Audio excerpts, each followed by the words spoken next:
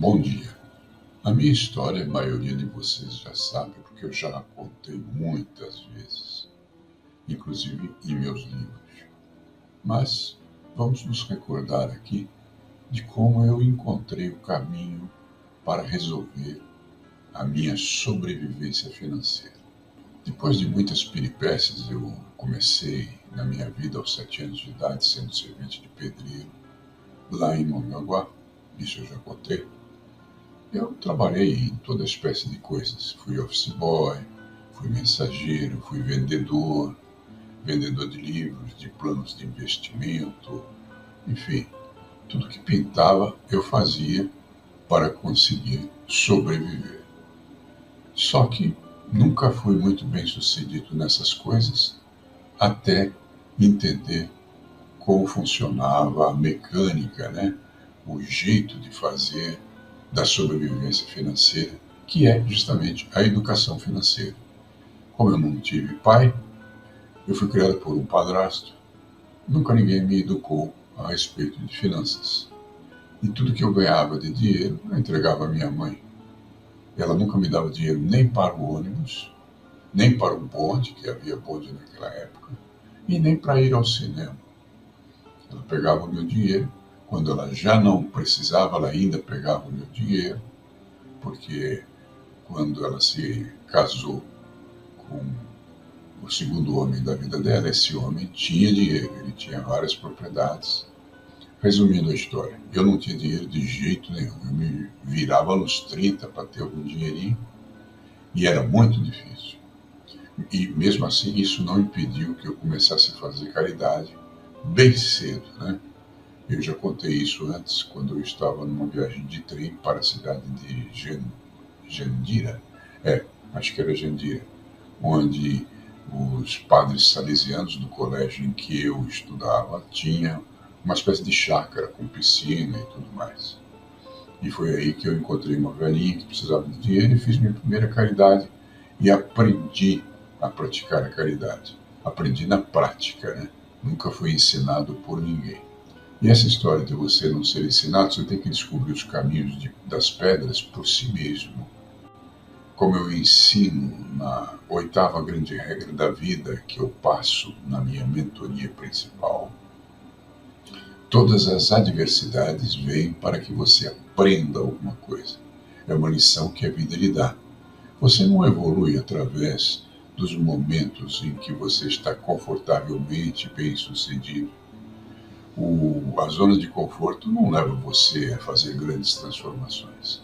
Mas quando você passa por provações, você tem que fazer da tripa coração e conseguir sobreviver, porque ninguém dá nada de graça para você. E embora eu tenha dado de graça muitas coisas em minha vida, né, eu ajudei muita gente, eu sempre pratiquei caridade, não recebi essa recíproca de ninguém. Mais tarde, quando eu tive a segunda grande influência financeira da minha vida, que foi estudar o Rick Chester, eu aprendi por que isso acontecia. A primeira grande influência da minha vida foi justamente aquele livro, O Homem Mais Rico da Babilônia. Mas eu vou contar essa história para você devagarzinho. Em primeiro lugar, eu nunca ganhei muito dinheiro com o Kung Fu. Você se lembra, eu já contei isso em outros vídeos, que eu trabalhei como vendedor, como office boy, e tudo aquilo que havia para sobreviver uma criança. Tive 2 carteiras de trabalho de menor, e aí um dia eu perdi o emprego, e como havia aquelas recessões que são comuns no Brasil, eu não arranjava emprego. Aí eu resolvi ensinar o pouco que eu sabia de Kung Fu. Fiz isso por alguns anos. Eu nunca ganhei realmente um bom dinheiro com Kung Fu. Ganhei razoavelmente. Quando eu tinha algum ganho razoável, um de meus alunos roubou todos os meus alunos. Esse aluno eu tratava como um filho, fiz por ele mais do que qualquer pessoa fez por mim em toda a minha vida. E ele roubou os meus alunos. E nesse momento eu tinha aberto a terceira academia que eu tive na minha vida, que foi lá na Vila Mariana. E eu não tinha alunos, ninguém me conhecia naquele bairro. Tive que começar do zero ali. Mas, como Deus é Pai, né, e como funciona bem, a oitava grande regra da vida, que te ensina que você só cresce através das vicissitudes, das provações, dos momentos difíceis de enfrentar. Isso me fez começar a publicar livros sobre Kung Fu. Comecei a escrever sobre Kung Fu através da Edioro. E como é que isso começou? Começou que eu mandei uma carta para o editor da Edioro, dizendo que eles tinham livros sobre karatê publicados por um escritor lá do Rio que morreu assassinado dentro de um ônibus. E eu falei, eu quero escrever sobre Kung Fu. E ele aceitou a minha proposta, eu escrevi meu primeiro livro, e eu recebi uma mixaria, eles me pagavam o equivalente a, digamos assim, uns R$1.000. Nem era reais na época, era cruzeiro, né? Por livro publicado. E eles gostaram muito do meu primeiro livro, tanto é que me encomendaram outros. E eu, por alguns anos, trabalhei escrevendo livros para essa editora, a Edioro, no Rio de Janeiro, também conhecido como editora Tecnoprint. Eles não pagavam muito, pagavam um valorzinho que permitia ajudar a minha sobrevivência, mas era o que eu tinha. E através desses livros, as pessoas começaram a me procurar lá na academia da Avenida Domingos de Moraes. E eu comecei a ter mais alunos lá. Eu tive mais alunos lá do que tive no tempo em que eu ministrava aulas na segunda academia, lá na Rua Augusta, quando trouxe para me ajudar esse rapaz lá de Sorocaba, que acabou roubando todos os meus alunos. Mas isso não é relevante. O que é relevante é que eu nunca ganhei muito bem no tempo da Rua Augusta e ganhei razoavelmente bem a terceira academia que eu abri, que ficava lá no bairro de Vila Mariana, na Domingos de Moraes. E nesse tempo eu li um livro do Allan Kardec, o Livro dos Espíritos, e me convenci que eu estava ensinando pessoas à violência. E mesmo ensinando, passando a essas pessoas o conteúdo ético, ensinando essas pessoas o budismo, eu era um fracassado nesse sentido. Tanto era fracassado que aquele meu aluno que assistia todas as minhas aulas de budismo e que foi preparado para ter uma vida ética, me roubou. Então, eu fracassei nessa missão e decidi que eu tinha que parar de ensinar Kung Fu. E parei. E para parar de ensinar Kung Fu, eu procurei os alunos na ordem da hierarquia de antiguidade deles e ofereci a minha academia. E nenhum desses alunos quis ficar com ela, embora ela tivesse bastante sucesso nessa época. E aí a minha secretária, a Betinha, falou para mim, pô, você ofereceu para todos os teus alunos, ninguém quis ficar com a academia, eu quero ficar.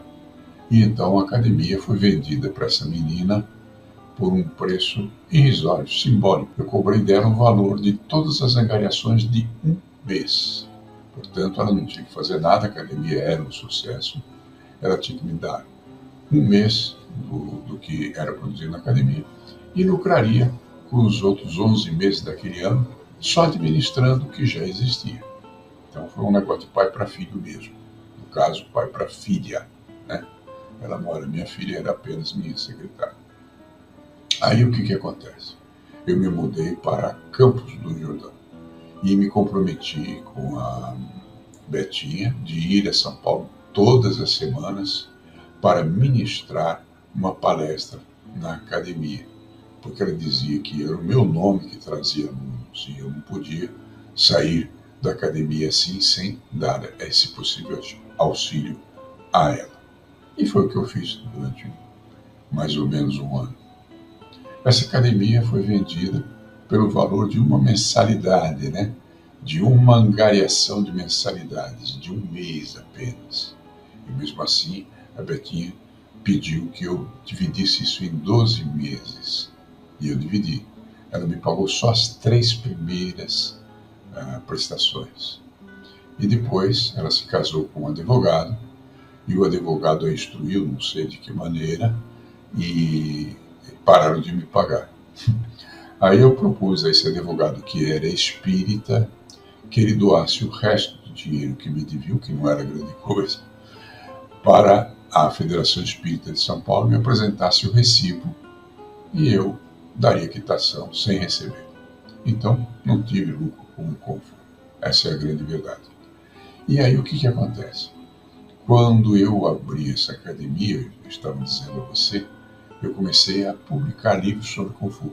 Eu escrevi para um editor da Rede Ouro no Rio, escrevi meu primeiro livro, que foi o terceiro livro meu a ser publicado. Eles me pediram que escrevesse sobre outros assuntos, porque gostaram da minha maneira de me expressar. E eu escrevi outros livros e que foram publicados antes desse primeiro livro, que era sobre Kung Fu. E aí eu estava com a minha vida mais ou menos organizada, porque graças a um amigo que me apresentou a editora 3, eu publiquei 4 revistas por essa editora. Eu também não ganhei nenhum tostão publicando essas revistas para a editora 3. Por quê? Porque eu negociei com eles a 4ª capa e comecei a anunciar a Fraternidade Kung Fu, porque muitas pessoas do Brasil todo que moravam em lugares longínquos pediam que eu ensinasse para eles Kung Fu à distância. Não havia internet naquele tempo. Então, a ideia era produzir algumas apostilas que ensinassem a elas o básico. E surgiu a Fraternidade Kung Fu. E eu consegui, na Fraternidade Kung Fu, ganhar algum dinheiro com o Kung Fu. Nunca ensinando Kung Fu na academia.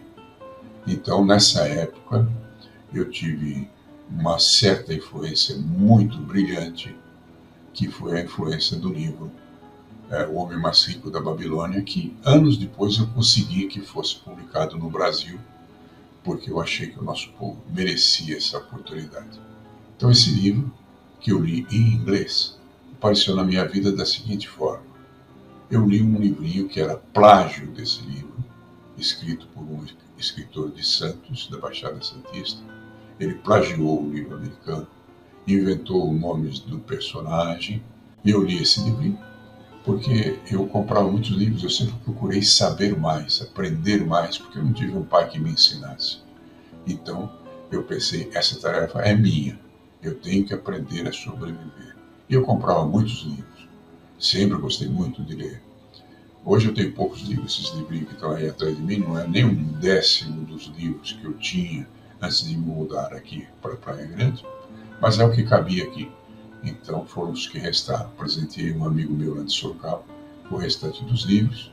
Ajudei também muitas pessoas. Encontrei um menino pobre que pedia dinheiro na esquina. Eu doei a ele todos os meus livros, os livros que eu escrevi e que estavam empacotados e que eu recebia como direitos autorais, novinhos em folha, para que ele pudesse sobreviver. Hoje ele é um dos porteiros do condomínio em que eu morava, em Sorocaba. Bom, enfim, fazer o bem sempre foi um escopo de minha vida, porque eu adotei como missão de vida o ato de servir. Isso não serviu para grandes coisas, porque eu já publiquei um videozinho sobre isso lá no Instagram, em que eu conto que quando você ajuda alguém a primeira vez, a pessoa fica feliz de você ter ajudado.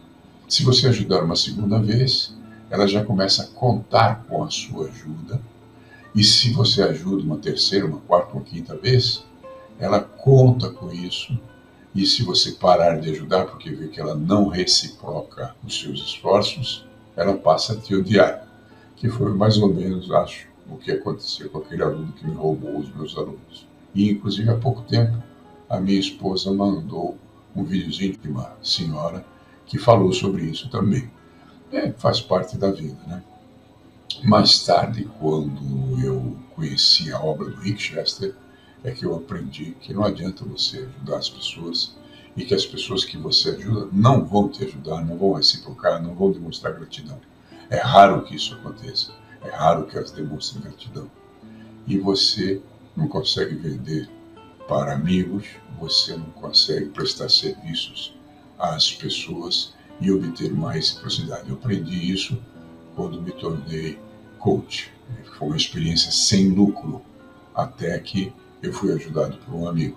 Então, eu, graças a Deus, apesar de ter essas pessoas que me vitimaram ao longo do caminho, tive também grandes amigos que me apoiaram e me ajudaram. Por isso eu consegui sobreviver. Mas isso é o segundo capítulo da história. Por enquanto, eu me limito a contar a você que eu consegui sobreviver só quando eu aprendi educação financeira. E eu aprendi essa educação financeira comprando livros no sebo. Aí encontrei um livrinho, se não me engano, era um livrinho que estava escrito, o título era É Fácil Enriquecer. Ele estava com a capinha já toda carcomida por bichinhos, né? E eu escolhi esse livrinho junto de uns outros 30 que comprei naquele dia. E o livreiro, olhando esses livrinhos, falou para mim: não, esse aqui eu não vou te cobrar porque ele está em péssimo estado. E esse livrinho que não me custou absolutamente nada, me ensinou a ter educação financeira. Mais tarde, quando eu investi em fazer um outro curso, investi em fazer um curso que me educasse mais e que me permitisse aprender mais, que é o grande segredo de você sair da miséria. A pessoa pobre, quando ganha dinheirinho, ela vai comprar um celular, vai comprar um tênis melhor, ela só pensa em ter algum recurso material, já que ela nunca teve até aquele momento. E por isso ela fica pobre o resto da vida. Você tem que separar uma parte do dinheiro que você ganha para se educar, procurar aprender. E a melhor maneira de aprender a lidar com o dinheiro é a educação financeira, que eu estarei ministrando uma mentoria a partir do dia 16 do mês de setembro. Só que as pessoas pobres não pensam em se educar, elas não se cultivam, elas não tentam evoluir, elas simplesmente querem consumir. Então, o primeiro dinheirinho que o cara ganha quando ele é pobre, é a primeira vez que vem uma golfada de dinheiro, de resultados, ele corre e compra um tênis, um celular, ele compra uma camisa, enfim, ele faz a besteira de tentar presentear a si mesmo, em vez de se autoeducar para que esse dinheiro continue a fluir em sua vida, que é uma das coisas que nós vamos tratar aqui e na mentoria que eu inicio no dia 16. E lendo esse livrinho, eu descobri essa história do homem mais rico da Babilônia, que esse autor que plagiou o livro, mascarou com outros nomes, né?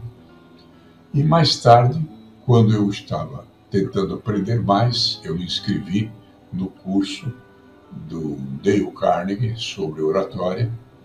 E quando isso aconteceu, eu descobri que havia lá umas 30 e poucas pessoas na turma e todos tinham recebido esse curso como presente das empresas em que eles trabalhavam. As únicas duas pessoas que pagaram pelo curso fui eu, que paguei do meu bolso, com grande sacrifício, e um outro rapaz, o Vasco Rodrigues, que era filho de um zelador de prédio. Ele também pagou o curso. E nós dois demos certo. Os outros eu não sei o que aconteceu com eles.